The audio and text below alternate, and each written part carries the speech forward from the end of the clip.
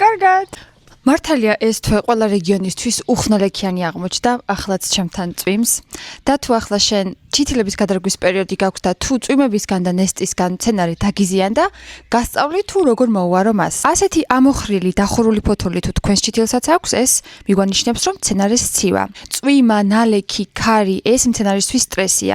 სტრესია ასევე მცენარის მიწაში გადარგვაც. ასეთ დროს მცენარეს ესაჭიროება ამინომჟავები. ჩვენ გვაქვს სისტემური ინსექტიციდი, რომელსაც ქვია იმიდამექსი და ასევე გვაქვს მაღალფოსფორიანი ყვითელი ჟელე, რომელშიც არის სამი ძირითადი ელემენტი, ეს არის კალიუმი, აზოტი და ფოსფორი. მცენარის გადარგვამდე ერთი დღით ადრე სარწყავლათი გავხსნათ წყალში. ამ ხსნარით ჩითილებს გადავწყავთ, რაც მიეხმარება მცენარეს სტრესის დაძლევაში. რადგან ახალგადარგულ ნერგში შეიძლება ბუგრი გაჩნდეს, ჩვენ ამით დავიცავთ მცენარეს. და ეს ფოსფორიანი სასუქი ეხმარება მცენარის ფესტოსისტემის განვითარებაში. ამ ყველა პრეპარატის შეძენას კი შეძლებთ აგრომაღაზია ბარაქაში.